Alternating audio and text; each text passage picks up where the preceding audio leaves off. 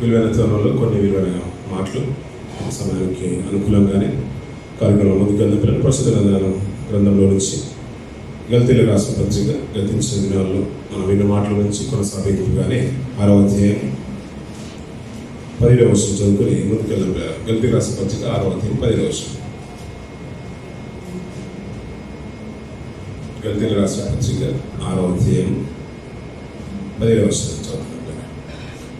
నేను యేసు యొక్క ముద్రలు నా శరీరమందు ధరించి ఉన్నాను, ఇక మీద ఎవడునూ నన్ను శ్రమ పెట్టవద్దు అని పిల్లలు గతించిన 4 వారాల క్రితం మన నవంబర్ మొదటి వారంలో మనం కార్యక్రమం ప్రారంభించుకున్నాం.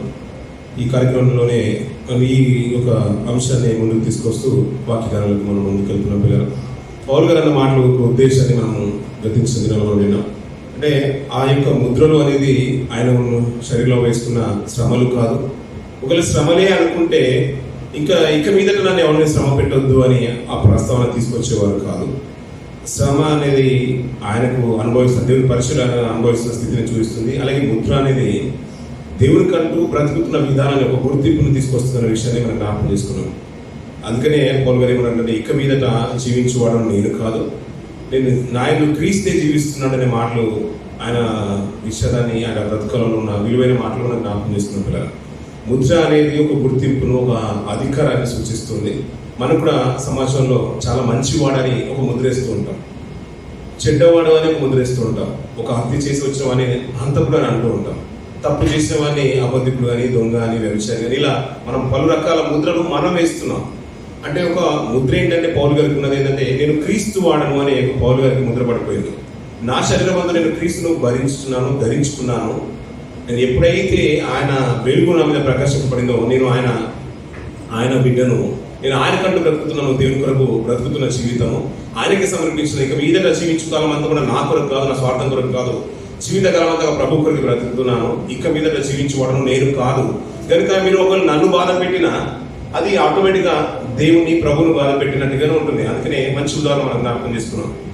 ఆయన హింసిస్తున్న సంఘాన్ని గురించి పౌలు గారు ఎప్పుడైతే సౌలుగా ఉన్నప్పుడు పడిపోయాడో ప్రభు అన్న మాట, నువ్వు ఎవడు అని పౌలు గారు అడిగిన, సౌలు గారు అడిగిన మాటకు దేవుడు సాక్షి చెప్తున్న మాట ఏంటంటే నీవు హింసించుతున్న యేసును అన్నాడు. అంటే నువ్వు హింసించేది సంఘాన్ని అయితే, దేవుని పిల్లల్ని అయితే ఆటోమేటిక్గా దేవుడి మీదకి వెళ్తుంది, ప్రభువు మీదకి వెళ్తుంది. ఎందుకంటే బ్రతికేది వారి కొరకు బ్రతకట్లేదు, దేవుని కొరకు బ్రతుకుతున్నారు. కాబట్టి ఇది సంఘాన్ని హింసిస్తే ప్రభువుని హింసించినట్టు, దేవుని పిల్లల్ని హింసిస్తే ప్రభువుని హింసించినట్టు. అందుకని నన్ను శ్రమ పెట్టొద్దు, ఇప్పుడు బ్రతికేది నేను నా కొరకు బ్రతకట్లేదు, ప్రభు కొరకే బ్రతుకుతున్నానని పౌలు గారి యొక్క మాటలు మనం జ్ఞాపకం చేస్తున్నాం. దీనికి ఉదాహరణలు కూడా చాలా విషయాలు మనం జ్ఞాపకం చేస్తున్నాం. అలాగే ప్రకటన గ్రంథంలో కొన్ని విలువైన మాటలు కూడా జ్ఞాపకం చేసుకున్నాం. అక్కడ దేవుని ముద్రలు కలిగిన కొన్ని సమూహాన్ని మనం చూసాం కదా.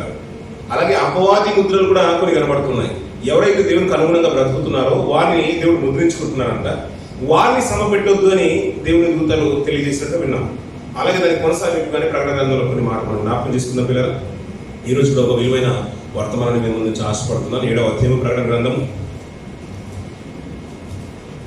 2వ వచనం నుంచి కొన్ని మాటలు పైన చదువుతాం. మొదటి వచనం చూద్దాం. అటు తర్వాత భూమి యొక్క 4 దిక్కులలో 4 దేవదూతలు నిలిచి ఉండి భూమి మీదనైనను, సముద్రం మీదనైనను, ఏ చెట్టు మీదనైనను గాలి వీచకుండునట్లు భూమి యొక్క 4 దిక్కుల వాయువులను పట్టుకొని ఉండగా నేను చూచి తిని, మరియు సజీవుడకు దేవుని ముద్ర గల వేరొక దూత సూర్యోదయ దిశ నుండి పైకి వచ్చిన చూచి తిని, భూమికిని సముద్రమునకును హాని కలుగ చేయుటకై అధికారం పొందిన ఆ 4 దూతలతో ఈ దూత మేము మా దేవుని దాసులను వారి నొసలయందు ముద్రించు వరకు భూమికైనను, సముద్రముకైనను, చెట్లకైనను హాని చేయవద్దని బిగ్గరగా చెప్పినాం. గతించిన దినలో దీనికి కొనసాగి కొన్ని మాటలు మనం విన్నాం పిల్లలు. ఇక్కడ 4 దిక్కుల నుంచి 4 దూతలు కనబడుతున్నాయంట పిల్లలు. వారు ఎవరయ్యా అంటే ఒక అధికారం కలిగిన వారు, అంటే లోకాన్ని శ్రమ పెట్టే అధికారము ఈ 4 దూతలకు ఉందంట. వారు 4 దిక్కుల నుంచి, అక్కడ చూడండి పిల్లల పైన వర్షంలో 4 దూతలు నిలిచి ఉండేది. భూమి మీదనైనా, సముద్రం మీదనైనా, ఏ చెట్టు మీదనైనా గాలి వీచకున్నట్టు భూమి యొక్క 4 దిక్కుల వాయువులు పట్టుకొని ఉన్న దూతలు కనబడుతున్నారు పిల్లలు. అదంతా కూడా వారి కంట్రోల్లోనే ఉంది. ఎవరు వీరంటే దేవుని దూతలు అంట. వీరికి ఏముందంట, ఒక అధికారం ఉంది. భూమి మీద బ్రతికే ప్రజల్ని వాయువు వీచకుండా వీరు 4 దిక్కుల్ని, ఆ వాయువు అంతా కూడా చెట్ల మీద కానీ, భూమి మీద కానీ, సముద్రం మీద కానీ, ఇలా వాయువు వీచకుండా 4 దిక్కుల నుంచి వీళ్ళు కంట్రోల్లో ఉన్నారు. దాన్ని బంధించినట్టుగా చేతుల్లో బిగించినట్టుగా కనబడుతుంది. అప్పుడే ఒక ముద్ర కనబడుతుంది, చూడండి పిల్లలు. మరియు సజీవుడకు దేవుని ముద్ర గల అంటున్నాడు పిల్లలు. దేవుని కంటే ఒక ముద్ర ఉందనే విషయాన్ని మనం జ్ఞాపకం చేసుకుంటూ గతించే దినాలు మన చదువుతున్న మాట పిల్లలు.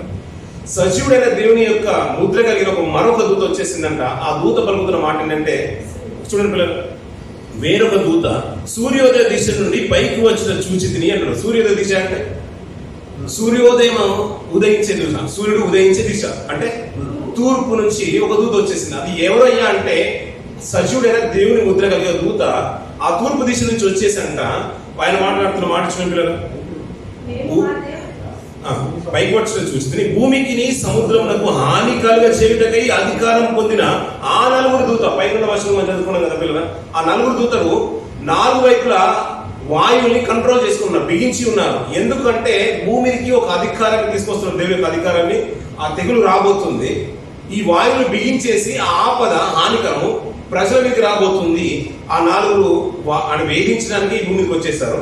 అంతలోనే సజీవుడైన దేవుని యొక్క దూత, అంటే సజీవుడైన దేవుని యొక్క ముద్ర కలిగిన దూత, అంటే అధికారం పొందిన దూత, అక్కడి నుంచి తూర్పు దిశ నుంచి, అంటే సూర్యోదయ దిశ నుంచి వచ్చి వారితో చెప్తున్నమాట, ఆ 4 దూతలు చెప్తున్నమాట. వారు 4 ఎవరంటే వారు కూడా అధికారం పొందే వచ్చారంట భూమిని వేధించడానికి. నిజంగా చెప్పాలంటే భూమి నుంచి వేధించడానికి. వాయువులు బిగిస్తున్నారంటే వీరి కంట్రోల్లో ఏదో ఉంది, దాన్ని బట్టి ప్రజలకు ఏదో హాని కలగబోతుంది. వీరు కలగజేయకుండా ముందుగానే ఉండండి వెంటనే ఒక దూత వచ్చేసింది. ఎవరయ్యా అంటే దేవుని ముద్ర కలిగిన దూత తూర్పు దిశ నుంచి వచ్చేసి, అయ్యా మీరు వేధించడంలో, హాని చేయడంలో ప్రాబ్లం ఏం లేదు, సమస్య ఏం లేదు, కానీ అందరినీ కాదు. ఎవరినయ్యా అంటే కింద చెప్తున్న చూడ పిల్లలు, భూమికి సముద్రము కాల్చేయగల దూత, ఈ దూత మేము మా దేవుని దాసులను వారి వస్త్రాలను ముద్రించి వరకు భూమికైనను సముద్రముకైనను చెట్లకైనను హాని చేయవద్దని బిగ్గరగా చెప్పేసింది. మీరు హాని చేయడానికి వచ్చేసారు కదా, చాలా బాగుంది, బాగానే ఉంది, దాని విషయంలో నేను ఏమనట్లేదు. కానీ ఒక సమయం మాత్రం ఉంది. అప్పుడంటే ఈ దూత ప్రత్యేకంగా వచ్చిన ఆ 4 దూతలు కాకుండా వేరొక దూత పైకి వచ్చి, ఆయన ఏంటంటే సజీవుడైన దేవుని యొక్క ముద్ర కలిగిన దూత, తను చెప్తున్న మాట ఏంటంటే, నేను కొందరు ప్రజలు ఉన్నారు, దేవుని యొక్క ముద్ర వారి నొస్సల్ని అందుకు ముద్రించి వరకు కొంత మట్టుకు వీరిని మాత్రం హాని చేయొద్దు అంటున్నారు పిల్లలు. అంటే నొస్సల్ని అందుకు ఒక ముద్ర అనే వరకు మనం చాలా మట్టుకు ఎన్నో సంవత్సరాల నుంచి వింటున్న మాటలే. చాలా మంది 666 అన్నారు, కొన్ని వ్యాక్సినేషన్ వచ్చినప్పుడు అప్పుడు కూడా దాన్ని ఒక ముద్ర తీసుకున్నారు. కానీ లిటరల్గా ఏంటంటే పిల్లలు అక్షరార్థంగా కొన్ని మాటలు ఉంటారు. నిజంగా వాడు 2 నంబర్ రా అంటారు, కొన్ని విషయాలు వాడు 1 నంబర్ అంటారు, నిజంగా జిమ్స్ అంటారు. అంటే కొన్ని విషయాలు అంటే వాడు గుర్తింపు ఇస్తున్నారు. అంటే సంఖ్యను కాదు కదా చూడాల్సింది, వాడు చేసే పని తీరును బట్టి వాడికంటే ఒక గుర్తింపు మనమే ఇస్తున్నాం, అంతే కదండి. వారు ఎలాంటి వాళ్ళు అయ్యా అంటే నిజంగా చాలా గొప్పోళ్ళు అంటే మనం అంటాం. ఆ గొప్పోళ్ళని ఇక్కడ ముద్ర అయితే ఉండదు కదా, ఒక స్టాంప్ అయితే ఇక్కడ రాదు కదా. అందుకనే చాలా విషయాలు మనం జ్ఞాపకం చేసుకున్నాం. ఒక కోర్టు వారు, పోలీసు వాళ్ళు బ్యారికేడ్ పెట్టినా కానీ ఆ బ్యారికేడ్ చూడగానే మనకు అర్థమవుతుంది ఏంటంటే అక్కడ రెడ్ సైన్ ఉంది, అక్కడికి వెళ్ళొద్దు. ఎందుకయ్యా వెళ్ళొద్దు అంటే అది డేంజర్ ప్లేస్, పోలీసులు ఏదో ఒక వార్నింగ్ మనకు సూచిస్తున్నారు, అక్కడ వెళ్ళొద్దు, అందరూ వెళ్ళేది కాదు. అలాగే ఒక కోర్టు వారు ఒక స్టాంప్ వేసి సీల్ చేశారు అనుకోండి, ఆ ముద్ర చూడగానే అనిపిస్తుంది దీన్ని సీజ్ చేశారు, ఇక్కడికి వెళ్ళొద్దు అని. కంపెనీ లెటర్ గురించి కూడా మనం మాట్లాడుకున్నాం పిల్లలు. ఇవన్నీ మన మనసులో ఉంటే దానికంటే ఒక గుర్తింపు ఎలా వస్తుందంటే దాన్ని చూడగానే ఒక గుర్తింపు వస్తుంది. అలాగే సమాజంలో మనకు కూడా ఒక గుర్తింపు ఉంది, వీళ్ళు దేవుని పిల్లలు అని. ఎలా గుర్తింపు వస్తుంది? అది దేవుడి సావాసంలో ఉండి ఆయన క్రియలు మనం వ్యక్తపరుస్తున్నప్పుడు మన స్థితిగతులను బట్టి దేవుడి సమాజం అనేది ఒక గుర్తింపు పడుతుంది. అలాగే లోకంలో ఉన్న సమాజం ఉంది, వారికి ఒక గుర్తింపు ఉంది, దేవుని అంగీకరించని వారని. ఎలా చెప్తున్నారయ్యా అంటే వారు బాప్తిసంలో కడగబడిన తర్వాత పరిశుద్ధాత్ముడు ఆత్మ అనే సంచకలను మనం మేము ముద్రించినట్టుగా మనకు అందించిన దినంలో మనం జ్ఞాపకం చేసుకున్నాం. ఆ రెఫరెన్స్ మనం చూస్తాం కదా. అంటే దేవుడు మనల్ని ముద్రిస్తున్నాడు, ఎవరి కొరకు బ్రతకాలని, దేవుని కొరకు బ్రతుకుతారని. మనకంటూ కూడా ఒక ముద్ర ఉంది. అందరూ క్రైస్తవులే అని పిలువబడినా అందరూ క్రైస్తవులు కాదు, అందరూ దేవుని పిల్లలని పిలువబడినా అందరూ దేవుని పిల్లలని కాదు. క్రియల ద్వారా, తమ లక్షణాల ద్వారా ఎవరినైతే అంటే దేవుని క్రియల ద్వారా దేవుని యొక్క క్రియలు, దేవుని క్రియలు ఎలా ఉన్నది, ఆయనకంటే ఒక ముద్ర ఉంది. అందుకని పౌలు గారు మంచి మాట అన్నారు, ఏమని, నేను క్రీస్తును పోలి నడుచుకున్న ప్రకారము మీరు నన్ను పోలి నడుచుకోండి. క్రీస్తుకున్న మనస్తత్వం ఏంటంటే ఆయనకు ప్రేమించే తత్వం, నష్టం చేసినా ప్రేమించే తత్వం, ఆయన హింసించిన అయినా ప్రేమించేశాడు. వారందరి కొరకు, మన లోకం సర్వమానవాళ్ళందరి కొరకు తన ప్రాణాన్ని పెట్టేశాడు. ఆయన కూడా తత్వాన్ని ఎగ్జాక్ట్లీగా ఆయనకి ఏదైతే లక్షణాలు ఉన్నదో పౌలు గారు అదే అనుభవించేశారు. కాబట్టి ప్రభువుని పోలి నడుచుకోవాలనుకున్నా కానీ నన్ను చూసి నన్ను పోలి నడుచుకుంటే సరిపోతుంది, ఆటోమేటిక్ గా మీరు ప్రభుని పోలి నడుచుకున్నట్టుగానే అని ఆయన తత్వాన్ని తన శరీరం అందు తన బ్రతుకులు కనపరచడు. కాబట్టి దేవుడు ప్రజగా గుర్తింపబడ్డాడు, దేవుని యొక్క జనుడుగా, దేవుని యొక్క సేవకుడుగా గుర్తింపు పొందుకున్నాడు. ఎలా? క్రియల వలన.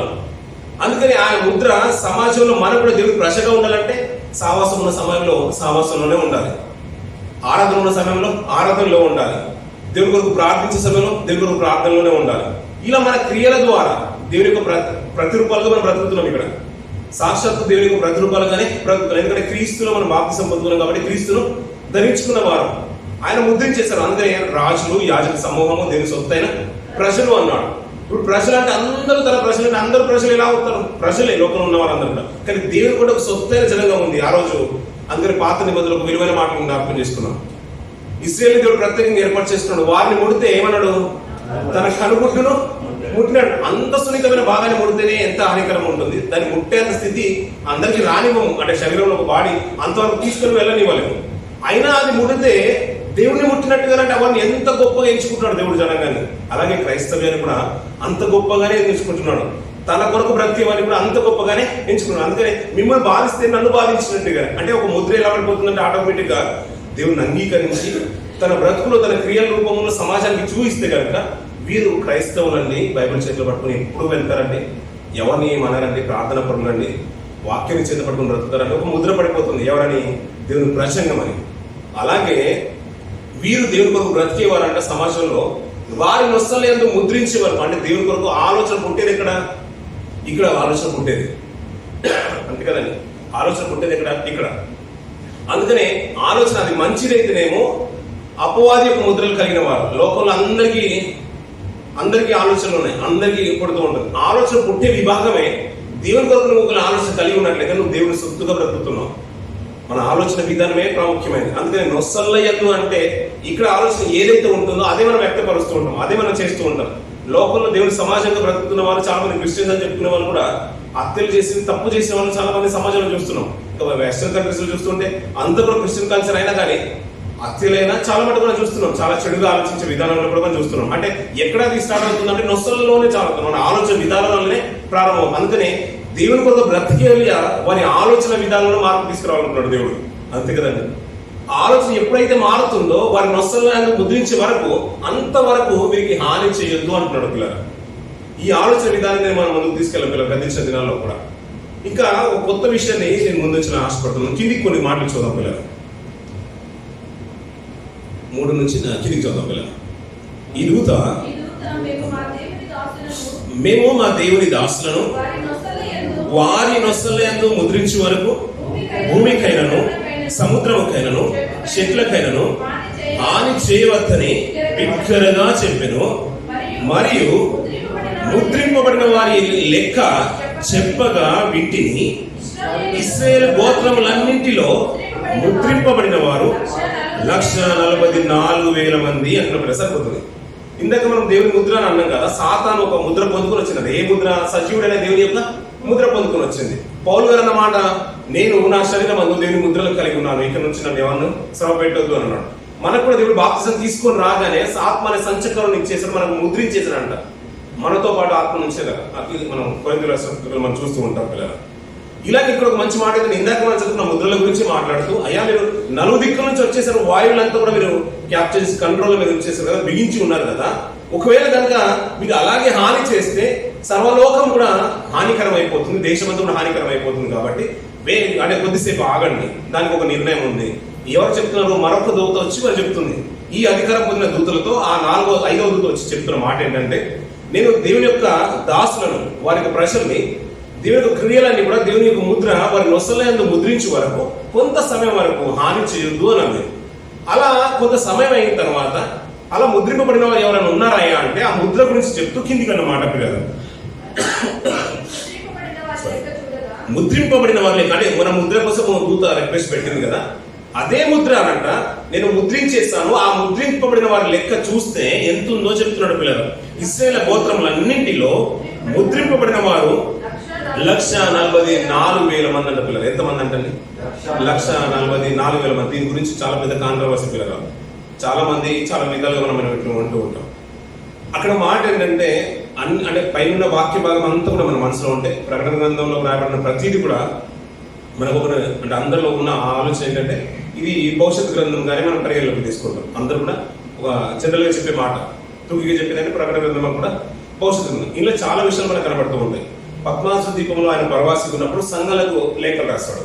7 సంఘాలకి 7 రాస్తాడు. అది 7 ఖండాలు అంటాడు. అందుకనండి 7 సంఘాలు. అది ఒక చిన్న దేశంలో ఉన్న స్టేట్స్ కి ఆయన రాస్తున్న పత్రికలు. ఆ రోజు రాసిన నేటి ఉన్న సంఘాలు కూడా వర్తించే రీతిగానే ఉంటాయి దేవుని యొక్క మాటలు. అది వర్తమాన కాలమైన, భవిష్యత్ కాలమైన, భూతకాలమైన అన్ని కాలాలు సూచిస్తున్నట్టుగానే లేఖనాలు కనబడుతూ ఉంటాయి. ఇందులో ఒక గ్రంథం ఉంది. ఆ గ్రంథము విప్పడానికి ఎవరికి కూడా అధికారం లేదు, అర్హత లేదన్న మాట మనం వింటూ ఉంటాం. అందులో యూదా గోత్రం నుంచి వచ్చిన ఒక గొర్రె పిల్ల, ఆ గొర్రె పిల్లకు అధికారం ఉందన్నాడు. ఆ గొర్రె పిల్ల ఇక్కడికి వచ్చి మన నిమిత్తము తన ప్రాణాన్ని పెట్టిందంట. ఆ మాట కూడా ప్రకటన గ్రంథంలోనే మనం చూస్తూ ఉంటాం. అది ఎవరు కాదు, సాక్షాత్ ప్రభువైన యేసు వారి యొక్క అది ప్రతిభ రూపంగానే గొర్రె పిల్లను పోలుస్తూ ఆయన వస్తాడు, యూదా గోత్రం వస్తుంది అనే విషయం మనం చూస్తున్నాం. అంటే జరిగిపోయిన సంఘటనలు కూడా చూస్తూ ఉంటాయి. అది యెషయా మొద్దు నుంచి వస్తుంది, ఆ చిగురు ఆయన అంటాడు. భవిష్యత్తులో జరిగే సంఘటనలు కూడా చివరి గ్రంథంలో చూస్తూ ఉంటాం, చివరి మాటలు మనం చూస్తూ ఉంటాం, చివరి అధ్యాయులు కూడా మనం చూస్తూ ఉంటాం. అలాగే జరిగిపోయిన సంఘటనలు కూడా చాలా మట్టుకు కనబడుతూ ఉంటాయి. ఇది చదువుతున్న 7వ అధ్యాయం అంతా కూడా మనం మనసులో ఉంచుకుంటే ఆ ప్రాంతానికి వీరు హాని చేయాలనుకుంటున్నారు. హాని చేయాలనుకునేప్పుడు తన దూతల్ని పంపించేశాడు దేవుడు. ఏదో వచ్చిన పంచభూతాల్ని దేవుడు తన వాయువులు గాను, అగ్ని జ్వాలలు గాను, అన్ని విధాలుగా సముద్రములు గాను, మనకు సేవ చేయ విషయంలో కానీ, తన పరిచయం చేసే వారికి కాపుదలు ఉండే వారికి, చిన్నపిల్లల చుట్టూ తన ఆత్మను ఉంచే విషయంలో కానీ దేవదూతల్ని తన సేవకులుగా దేవుడు వాడుకుంటున్న విషయం మనకు బాగా స్పష్టం అనమాట. సాక్షాత్ ప్రభువే అంటూ ఉంటాడు, వారిని ఆటంకపరచొద్దు, వీరి దూతలు అంటాడు. చిన్నపిల్లల విషయంలో వీరి దూతలు, వాడికంటే ఒక ప్రత్యేకమైన దూతలు ఉంటాయి. అది మన కంటికి కనిపించేది కాదు. పిల్లల లాజరు సందర్భంలో కూడా మనం చూస్తూ ఉంటాం. అంతెందుకు దరిద్రుడు ధనవంతుల సందర్భంలో మనం బాగా తెలిసిన విషయం. అతను చనిపోగానే ఏమొచ్చాయంట, దూతలు వచ్చాయి అంటాడు పిల్లలు. అంటే ఏదైనా ఆయన ప్రత్యేకమైన వర్తమానాన్ని పంపించాలనుకున్నా, ఏదైనా కార్యము ప్రభు యొక్క కార్యం చేయాలనుకున్నా అక్కడ కనిపించిన ఆటోమేటిక్గా తన సేవకులైన ఆత్మలు కనబడుతూ ఉంటాయి, దూతలు కనబడుతూ ఉంటాయి. ఇక్కడ ఏంటంటే దూతలు ఆ ప్రాంతాన్ని హింసించడానికి వచ్చినప్పుడంట అంతా కూడా బిగించి రెడీగా ఉంది, ఇంకేమీ లేదు, జస్ట్ కొద్ది కంట్రోల్ చేస్తే చాలు, స్విచ్ ఆన్ చేస్తే లైట్ ఆన్ అయినట్టుగా వారు బిగించి పెట్టుకున్నారు. వదిలేస్తే అక్కడ ప్రాంతం అంతా కూడా హాని అవుతుంది. కాదు, ఒక్క నిమిషం ఉండని బిగ్గరగా కేక్ చేసి వారే చెప్తుంది, నేను తన ప్రజల్లో దేవుని కొరకు కొంతమంది దాసులు ఉన్నారు, వారి వస్తువుల మీద నేను ఒక ముద్ర వేయాలనుకుంటున్నాను, అది వేసే వరకు ఈ ప్రాంతానికి మాత్రం హాని చేయొద్దు అని అందిపోయారు. అలా కొంత సమయం తీసుకోగానే కొంతకాలానికి వెంటనే ఆ ముద్రింపబడిన వారు లెక్క పెడుతుంది. అంటే నేను ముద్రించేసానంటే ముద్రించేసింది తన దూత. ముద్రించినప్పుడంట ఆ ఇశ్రాయేలులో ఎవరిలో అంటున్నాడు ఇంకా ప్రత్యేకంగా చెప్పాలంటే ఇశ్రాయేలు గురించి చరిత్ర మనం ఎక్కడ చూస్తూ ఉంటాం, పాత నిబంధనలు మనం చూస్తూ ఉంటాం పిల్లలు. ఇశ్రాయేలు చరిత్ర ఇప్పుడు రాయబడుతుంది క్రొత్త నిబంధనలు రాయబడుతున్న ఆ ప్రకటన గ్రంథంలో మాటలు. అందుకనే కొన్ని విషయాలు జరిగిపోయినాయి మనకు కనబడుతూ ఉంటాయి, జరగాల్సినవి ఉన్నాయి, అదే జరుగుతున్న సూచనలు కూడా మనం ఉంటాయి. అది బూరలు ముద్రలు మనం వింటూ ఉంటే మనకు ఆటోమేటిక్గా కొన్ని విలువైన విషయాలు మనకు అర్థమవుతూ ఉంటాయి.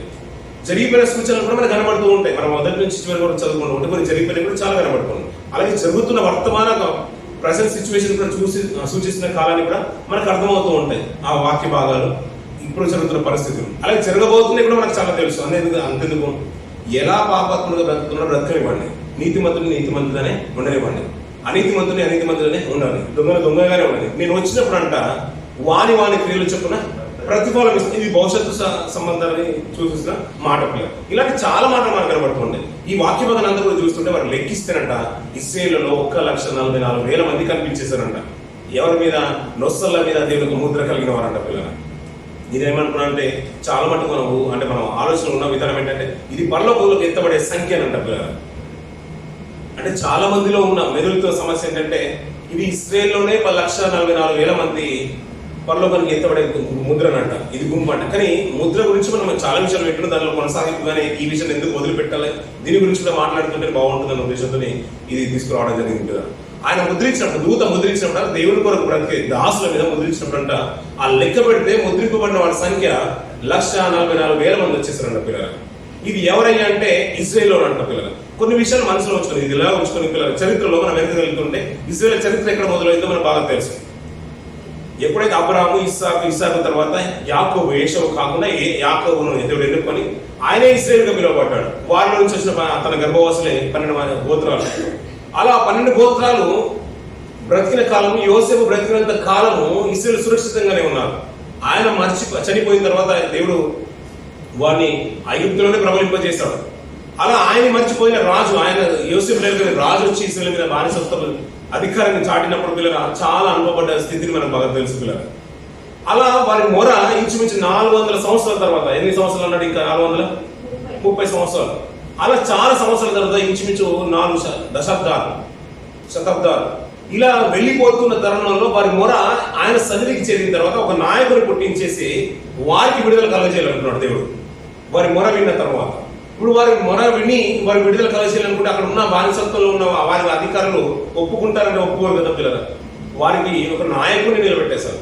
మామూలుగా నాయకుడు ప్రజల నుంచి వచ్చినా కానీ తన విధానము అధికారిలాగా ఉండాలి. తన విధానం అంటే రాజుతో సమాకాలికుడు ఉండాలి వీరికి ఉన్న నాయకుడు. అప్పుడే ఇంకొక నాయకుడితో మాట్లాడగలుగుతారు. అందుకనే తను పుట్టించే విధానం ఆశ్చర్యమైనది, అతను పెరిగిన విధానం ఆశ్చర్యమైనది. 40 సంవత్సరాల తర్వాత అతను పారిపోయి 40 సంవత్సరాలు వృధా చేసిన తర్వాత కూడా మళ్ళీ ప్రత్యేకంగా పిలుచుకుని మరి ఇంకా నీకు శేష జీవితం 40 సంవత్సరాలు ఉంది మోసే, అక్కడ కాదు నువ్వు ఉండాల్సిందని అంతఃపురంగా మళ్ళీ నడిపించేసి తన ప్రజలు విడిపించడానికి ఒక అద్భుతమైన సూచక్రియలు చేసే సందర్భం మనకు బాగా తెలుసు. ఆరోను చేతికర ద్వారా పామవడం, ఆయన ఏది చేసినా ఒక ఆశ్చర్యాన్ని రాజుకు చూపించేసి తర్వాత వచ్చిన తెగుళ్ళు మనకు బాగా తెలుసు పిల్లలు. ఆ తెగులు కనుక దృష్టిలో పెట్టుకుంటే ఆయన అక్కడ వచ్చిన తెగులు దాని వల్ల సఫర్ అయింది కేవలము ఐగుప్తులే, ఇశ్రాయేల్ అని కాదు కదా పిల్లలు. తన ప్రజల్ని ప్రత్యేకమైన స్థితిలో ఉంచేసి వారి ప్రజలుగా ముద్రించుకున్న తర్వాత వారికి కీడు కలగకుండా, హాని కలగకుండా, ఏ ఆపద ఇశ్రాయేల్ సరిహద్దులో రాకుండా వారి చుట్టూ ఒక వలయం లాగా ఒక సర్కిల్ బౌండరీ గీసినట్టుగా వారి చుట్టూ వారి గృహాల వైపు కానీ వారి పశువుల వైపు కానీ వారి ఏ విషయంలో కూడా వారికి ఏ హాని కలగకుండా, వారు తీసుకునే ఆహార విషయంలో కానీ వారు ఎలాంటి హాని పొందకుండా వీరికంటే ఒక ముద్ర కలిగించుకొని వీరిని ప్రత్యేకపరచుకొని తన ప్రజలుగా ఒక ముద్రించుకొని మిగతా వారందరి ఐగుప్తు ప్రజల మీద వారు అంటే ఆ పశువులైనా కానీ వారి పిల్లలైనా కానీ వారు తీసుకునే ఆహార విషయంలో కానీ అంతేందుకు వారి నీళ్లు కూడా వారు తెగుల వలన అంటే హానికరం కలిగినట్టు, వారు రోగాలు వచ్చినట్టు, దద్దులు కలిగినట్టు, విపరీతమైన పేర్లు వచ్చినట్టుగా ఎన్నో విషయాలు మనం చూస్తూ ఉంటాం. అది అందరి మీదకి వచ్చినట్టు అందరి మీదకి రాలేదు. తనకంటూ ప్రతి వారిని ప్రత్యేకించుకున్నాడంట పిల్లల. అలా లెక్కించినప్పుడు అంట పిల్లల, దేవుడు ప్రజగా లెక్కించినప్పుడు అంట 1,44,000 మంది వచ్చేసారంట పిల్లల ముద్రింపబడినప్పుడు. ఇది ఎలా సూచిస్తారంటే దాని కిందే ఎలా పడుతుంది పిల్లలు, ప్రతి గోత్రంలో నుంచి. వారికి ఎన్ని గోత్రాలు? మరి 12 గోత్రాలు పిల్లలు. ఒక్కొక్క గోత్రానికి 12,000 మంది లెక్కించేశారు పెద్దల్ని. 12,000 మందిని ఒక్కొక్క గోత్రం నుంచి బయటకు తీసుకొస్తుంటే వారి పేర్లు ఎక్కించుతుండే పిల్లలు. 12 12 మల్టిప్లై 12 ఎంత అవుతుంది? 144. అలాగే 1,44,000 మంది ఇశ్రాయేలు గోత్రం నుంచి లెక్కకు తీసుకొచ్చేసారు పిల్లలు.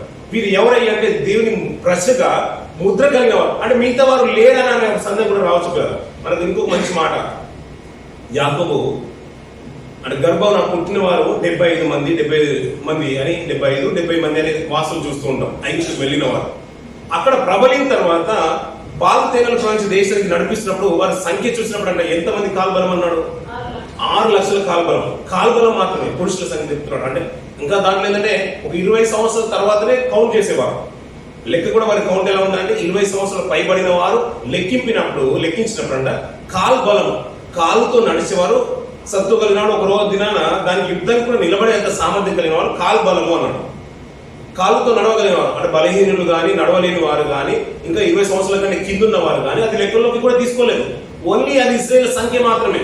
వారితో పాటు ఐగుప్తు బానిసత్వం నుంచి వచ్చిన వారు అన్యులు కూడా ఉన్నారు చాలా మంది. అది కూడా పరిశుద్ధ గ్రంథంలో మనకు మెన్షన్ చేస్తూ ఉంటాడు. అలా కాల్బలమే 6 లక్షలు అన్నాడు పిల్లలు. మిగతా సంఖ్య లేదంటే పిల్లలు చాలా ఉంది పిల్లలు. మనకు అర్థం అవడానికి కాల్బలం కలిగిన వారు 6 లక్షలు, ఇంచుమించు 25 లక్షల నుంచి 30 లక్షల మంది వచ్చారు అనే అంచనా అక్కడి నుంచి ఉంది పిల్లలు. వారు ప్రబలిపోయారు. అయ్యా పెద్దలు లెక్కించినప్పుడు ఎంతమంది అయ్యా? ప్రతి గోత్రం నుంచి అంటే 12,000 మందిని, ఒక్కొక్క గోత్రం నుంచి 12,000 మందిని లెక్కిస్తూ ఉంటే 1,44,000 మంది దేవుని కొరకు అంటే దేవుని యొక్క ముద్ర కలిగిన వారుగా గుర్తించేటప్పుడు. అందుకనే ఇశ్రాయేల్ సరౌండింగ్స్ లో ఏ హాని కలగలేదు పిల్లల, ఏ హాని కలగలేదు. అందుకనే ఒక దారాన్ని కూడా సూచనగా పెట్టేశారు పిల్లలు. వారి గృహాలను తాకే తెలియదు అన్నాడు సమానతతో వచ్చినప్పుడు కూడా. అంటే ఐగుప్తులో చాలా మంది చనిపోయారు, చాలా మంది చనిపోయారు. వీరు ఐగుప్తులు ఉన్నారు కదా, వీరికి హాని కలగలేదు. వీరికి ఏ హాని కలగలేదు, ఎందుకంటే వీరు తన ప్రజగా ఉన్నారు. అందుకని చాలా విషయాలు మన 11వ అధ్యాయంలో కానీ 14వ అధ్యాయంలో కానీ అపవాది కూడా తన ముద్ర కలిగిన వారిని చూస్తూ ఉంటాం పిల్లలు. తన ప్రతిమకు నమస్కరించే వారిని మనం చూస్తూ ఉంటాం. అంటే తన క్రియలు తన బ్రతుకులు అవలంబించే వారు, అలవర్చుకున్న వారు, వాటినే పాటించేవారు. అది మంచి ఆలోచన అయితే, దేవుని కొరకు దైవికంగా బ్రతికే ఆలోచన అయితే తన కొరకు ముద్రింపబడిన వారుగా దేవుడు పరిగణలోకి తీసుకున్నాడు పిల్లలు. అలాగే అయిష్టమైన క్రియలు, అపవాది క్రియలు చేసేవాడిని, అపవాది ముద్ర కలిగిన వాడిని లెక్కించినట్టుగా మనకు కనబడుతుంది పిల్లలు. ఇది 1,44,000 మందిని కింద చూస్తుంటే 12 గోత్రాల నుంచి, ఒక్కొక్క గోత్రం నుంచి 12,000 మందిని లెక్కిస్తూ ఉంటే ఆ పెద్దల్ని మాత్రమే లెక్కించినప్పుడు 1,44,000 మంది పిల్లలు. ఇది పాత నిబంధన కాలం పిల్లలు. ఇదే మాట 11వ 14వ అధ్యాయంలో కూడా చూస్తాం పిల్లలు. చూడండి, ఆ మాట కూడా చూద్దాం. మొదటి నుంచి చూద్దాం పిల్లలు.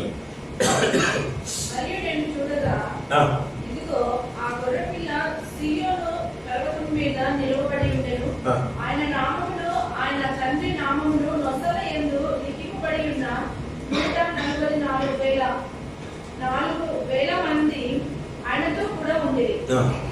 మరియు విస్తారమైన జలముల ధ్వనితోను గొప్ప ఉరుము ధ్వనితోను సమానమైన ఒక శబ్దము పరలోకము నుండి రాగా వింటిని. నేను వినిన ఆ శబ్దము వీణెలు వాయించుచున్న వైనికుల నారమును పోలినది. వారు సింహాసనం ఎదుటను, ఆ 4 జీవుల ఎదుటను, పెద్దల ఎదుటను ఒక కొత్త కీర్తన పాడుచున్నారు. భూలోకం నుండి కొనబడిన. ఈ మాట కంటిన్యూగా రాయబడుతున్న మాట పిల్లలు. మొదటి నుంచి కిందికి మనం చదువుతున్నాం. ఇప్పుడు ప్రత్యేక మాట చూద్దాం పిల్లలు. కొత్త కీర్తన పాడుచున్న వారు భూలోకముల నుండి కొనబడిన ఆ 144,000 మంది తప్ప మరి ఎవరునూ ఆ కీర్తన నేర్చుకొనజాలరు.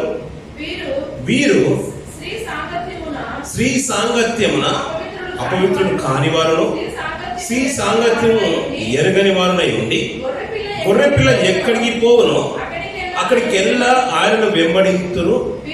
వీరు దేవుని కొరకును గొర్రెపిల్ల కొరకును ప్రథమ ఫలంగా ఉండుటకై మనుషులలో నుండి కొనబడిన వారు. వీరి నోట సరిపోతుంది పిల్లలు. మీరు అనింద్యులు అన్నమాట మనకు కనబడుతుంది పిల్లలు.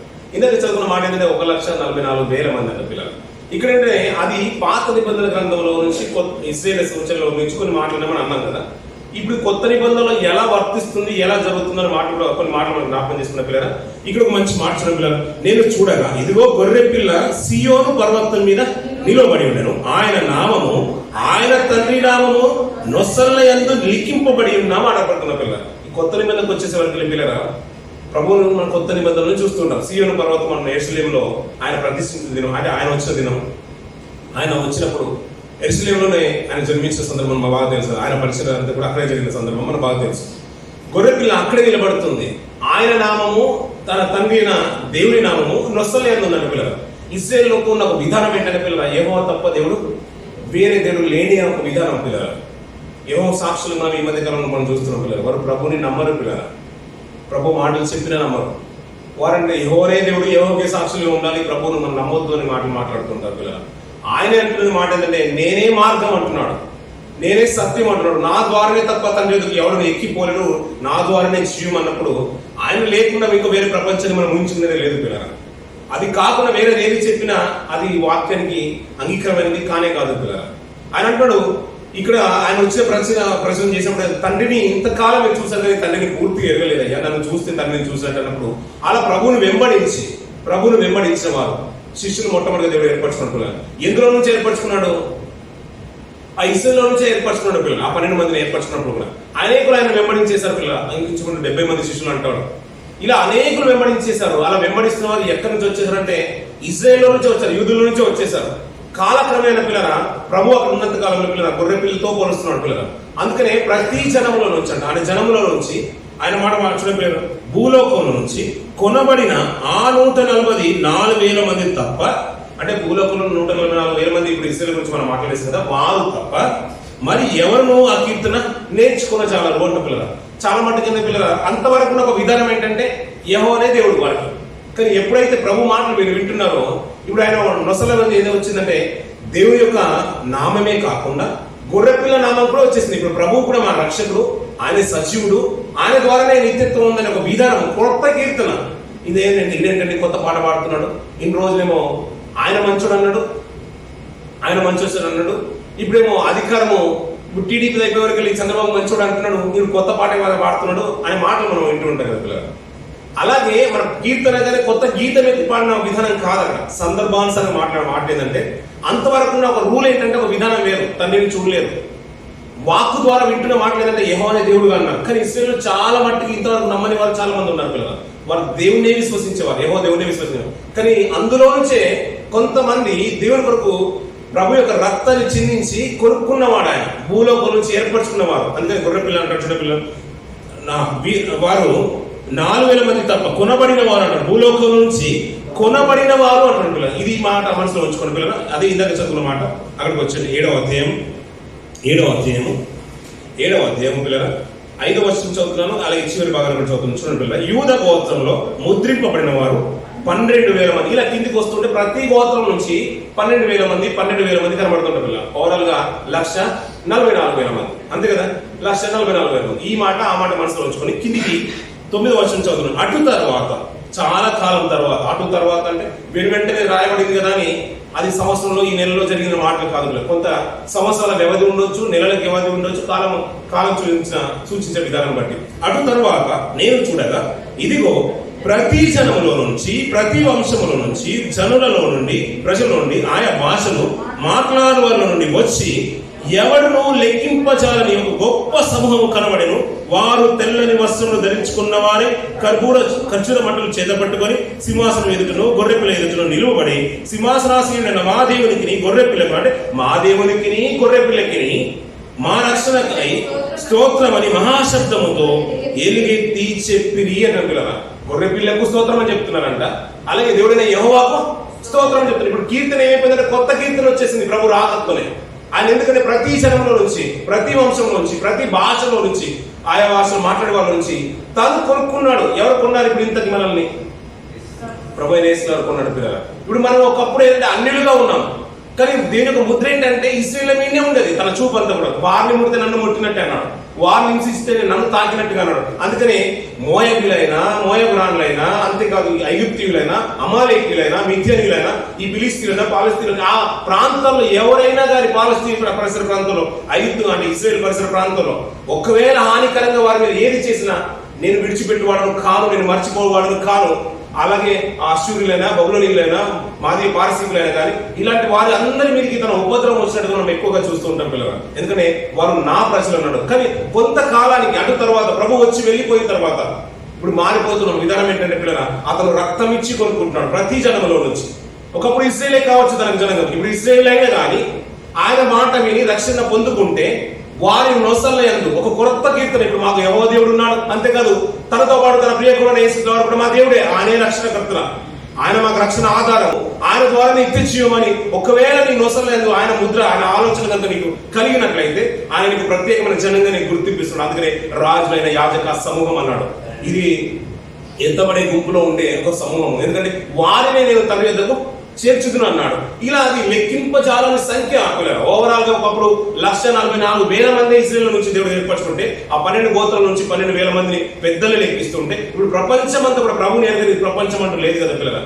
అన్ని జనంగా దేశాలైనా కానీ, నేపాల్ గా ఒక హిందూ దేశం అని పిలుచుకున్నా కానీ అక్కడ కూడా క్రిస్టియన్స్ ఉండి ఈ రోజుల్లో ఇక్కడ కూడా సాహసం జరుగుతున్నాయి, ఫెలోషిప్ జరుగుతుంది. ఆఫ్ఘనిస్తాన్ అయినా, ఉగ్రవాద సంస్థలు ఉన్నా, ఆ దేశాలైనా, పాకిస్తాన్ లో అయినా కానీ ప్రభుని ఎరగని దేశం అంటూ ఏది లేదు పిల్లలు. అక్కడ మర్చిపో ఒక సంఘం అయినా కానీ, ఒక సాహసం అయినా కానీ మనకు కనబడుతూ ఉంటుంది పిల్లలు.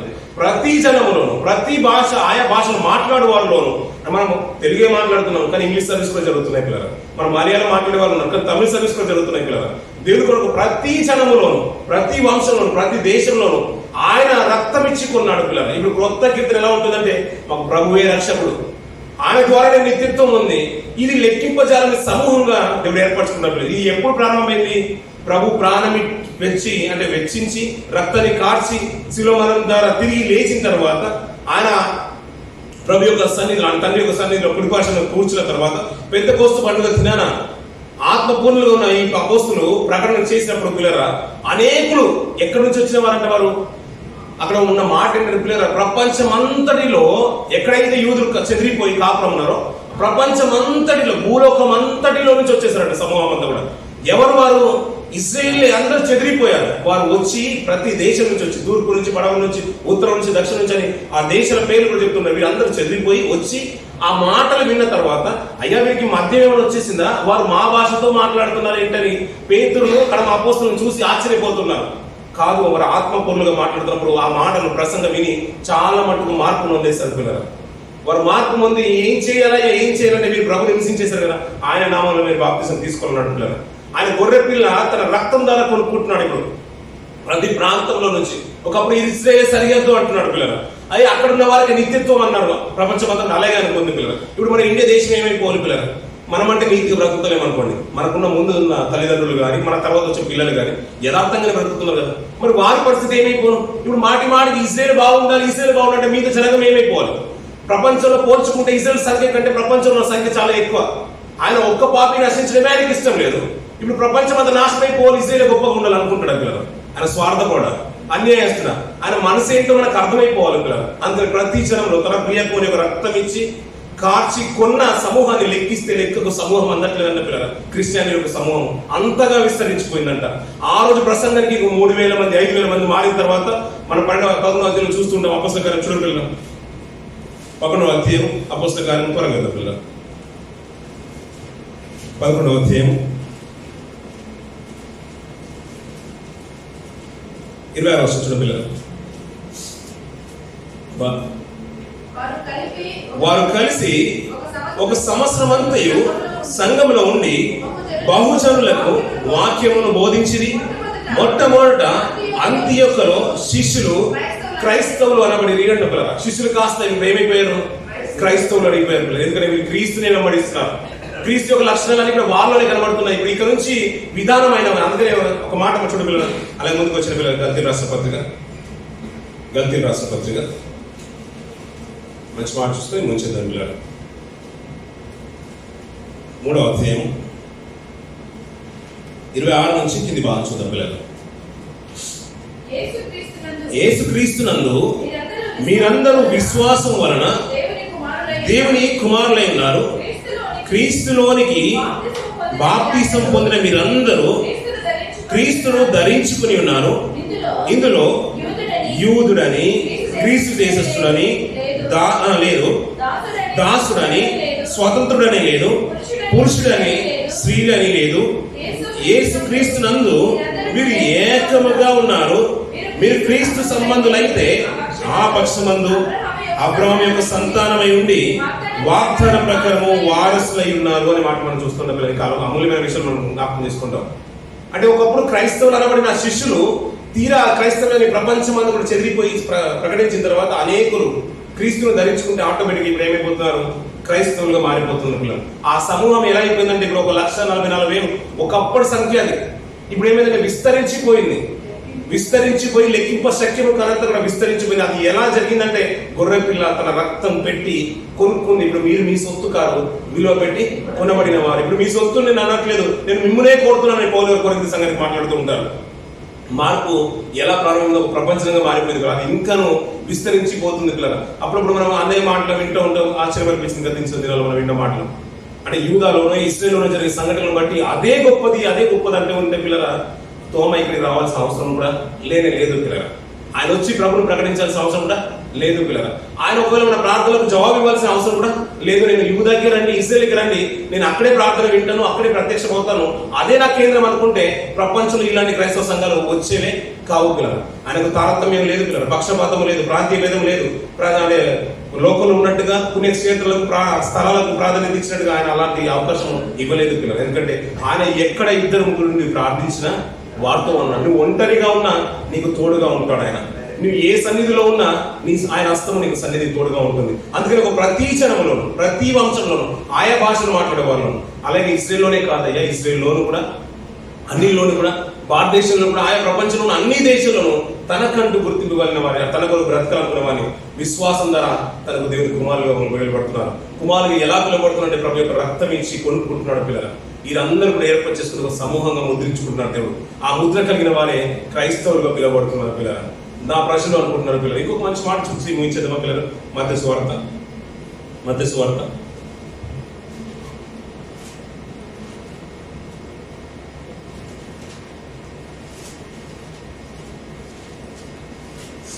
19వ అధ్యాయం ఈ మాట అంటే ఇందాక చదువుకున్న ప్రకటన గ్రంథంలో ఉన్న మాట కనుసుందాం అన్నమాట. 12వ వచనం నుంచి కొన్ని మాట చదవలేదు. తల్లి గర్భం నుండి నపుంసకులుగా పుట్టిన వారు కలరు, మనుషుల వల్ల నపుంసకులుగా చేయబడిన నపుంసకులు కలరు, పరలోక రాజ్యము నిమిత్తము తమను తామే నపుంసకులుగా చేసుకున్న నపుంసకులు కూడా కలవాడు. ఈ మాటను అంగీకరింపగలవాడు అంగీకరించును గాక అని సాక్షాత్తు ప్రభువే చెప్తున్న మాట పిల్లలు. ఇది మనసులో ఉంచుకోండి. ఇందాక చదువుకున్న మాట ప్రకటన గ్రంథంలో ఆ మాట చూడండి పిల్లలు. 14వ అధ్యాయంలో ప్రకటన గ్రంథము 14వ అధ్యాయము 4వ వచనం. వీరు స్త్రీ సాంగత్యమున అపవిత్రులు కానివారు, స్త్రీ సాంగత్యము ఎరుగని వారై ఉండి గొర్రె పిల్ల ఎక్కడికి పోవునో అక్కడికి వెళ్ళా ఆయన వెంబడింతురు. వీరు దేవుని కొరకును గొర్రె పిల్ల కొరకును ప్రథమ ఫలంగా ఉండకై మనుషులలో నుండి కొనబడిన వారు అంటున్నారు. వీరంట ప్రత్యేకంగా దేవుని కొరకు కొనబడిన వారు అంట. ఈ మాట ఆ మాట మనసులో ఉంచుకుంటే పిల్లరా, ఈ స్త్రీ సాంగత్యం ఎరగని వారు పిల్లల, పెళ్లిళ్ళు చేసుకోకుండా బ్రతికిన వారు పిల్లలు చాలా మట్టుకు ప్రవక్తల జీవితాలు అలాగే ఉన్నాయి. అందుకు పిల్లలు ఇందాక మనం బేస్ మాట కొట్టమని మాట చదువుకున్నాం పౌలు గారి గురించి. ఆయన కూడా వివాహం అనేది ఆయనకు దాఖలేదు లేదు పిల్లలు. ఇంకొక మాట మాట్లాడుతూ చూడ పిల్లలు, స్త్రీ సాంగత్యం ఎరగని వారు అలాగే స్త్రీ సాంగత్యమున అపవిత్రులు కాని వారు పిల్లలు చాలా మట్టుకు మనం చూస్తూ ఉంటాం పిల్లలు. ఈ మధ్య కాలంలో అంటే ఈ సందర్భం వచ్చింది కూడా చెప్తున్నాను. అంటే ఇప్పుడు విడాకులను ఒక కాన్సెప్ట్ వచ్చేసింది కాబట్టి భార్య చనిపోయినా భర్త చనిపోయినా ఇంకొక పెళ్లి చేసుకొని ఇలా మాటలు మనం వింటాం. వీరంట ప్రత్యేకింపబడిన ఉంటాయి. ఆ విషయంలో అపవిత్రమైన వారు కానే కారంట. దేవుని కొరకు ప్రత్యేకంగా గొర్రె పిల్ల ఎక్కడికి పోవునో అక్కడికి వెళ్ళా ఆయన వెంబడించేవారు. వీరు దేవుని కొరకును గొర్రె పిల్ల కొరకును ప్రథమ ఫలంగా ఉండటం మనుషుల నుంచి కొనబడిన వారు పిల్లలు. అందుకనే తల్లి గర్భం నుంచి నపుంసకులుగా పుట్టిన వారు కలరు పిల్లలు, అంటే జన్యు లోపంగా ఉన్నవారు.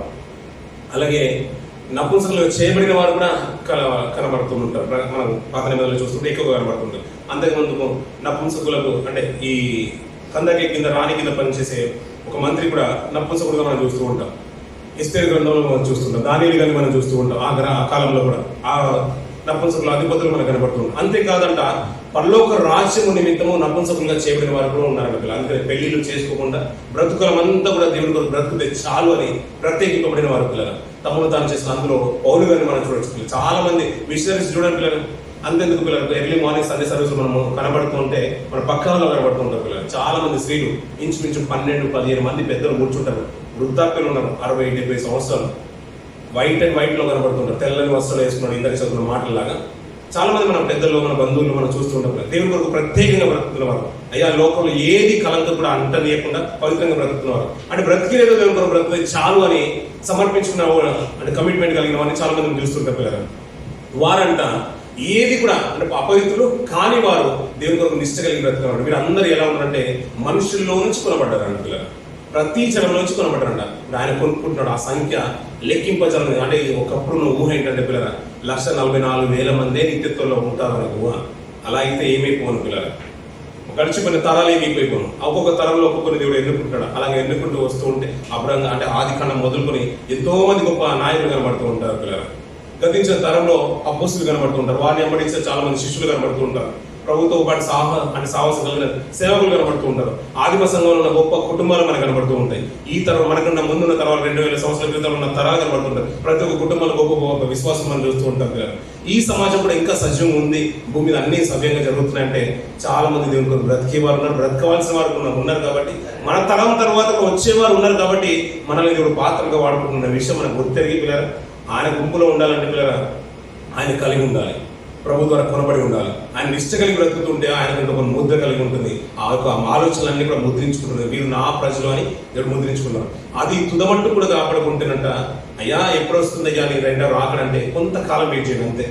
మీరు ఎలాగైతే గొప్పగా బ్రతికేస్తారో ఇర్మియా నువ్వు పెళ్లి చేసుకుని బ్రతికేస్తావు నా కొరకు, అలా పౌలు నీవు నా కొరకు బ్రతికేస్తావు. ఇప్పుడు నువ్వు రాళ్ళు రూపి చెప్పబడ్డావు కదా, నీకు లాంటి రక్తం చెందించే వారు చాలా మంది ఉన్నారయ్యా. కొంతకాలం మీరు విశ్రమించేసేయండి, తర్వాత మీకు ఆ నిత్యతో నేను అనుగ్రహిస్తానని వారిని విశ్రాంతిలో ఉంచేస్తాను పిల్లలు.